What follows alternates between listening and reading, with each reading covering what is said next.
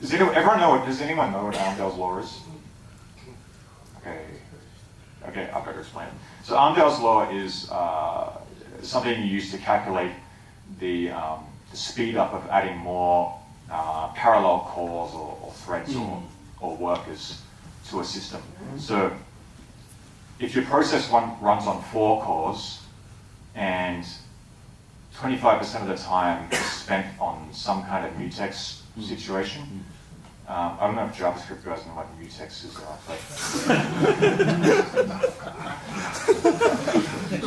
so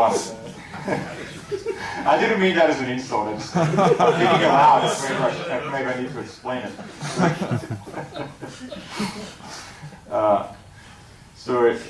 If you're spending 25% of the time on, like if all the cores have to stop for 25% of the time to wait for another core to finish something, then the maximum speed up you get, the maximum amount of cores you can have is 4 cores. Adding more cores to that doesn't increase the speed up. And you can calculate this as a formula, just look it up, Amdahl's law. It's a relatively simple formula. And it's rock solid. This is the way it works. So you can translate that into team structures, which basically means the more you need consensus, the less work you can do. Or the smaller your team has to be. If you spend an hour a day in meetings, the maximum team size is 8.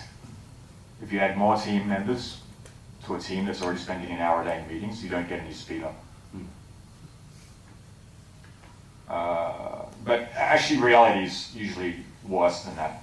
Any form of consensus or blocking process decreases your maximum team size. In most organizations that I've worked in or that I've looked at, the real maximum team size is like 4 to 6. If you go over that, it doesn't actually increase productivity. I think Jeff Bezos kind of stumbled on that with Amazon's 2 pizza team size. Does everyone know what that is?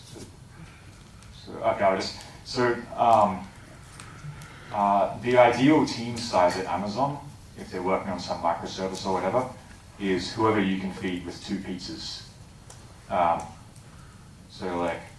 That's kind of loosely defined, right? You could have 2 fat guys who eat a pizza each, but it turns out to be like 4 to 6 people. But I think they came at, they noticed this. I think what happened was they didn't really look at it the way we're looking at it here. They looked at it like, oh wait, when we have more than 6 people on a team, the average productivity goes down. The costs go up for the same result. So let's just limit it to the team size that is most effective. But the actual problem is not team size, it's the need for upfront consensus before doing work.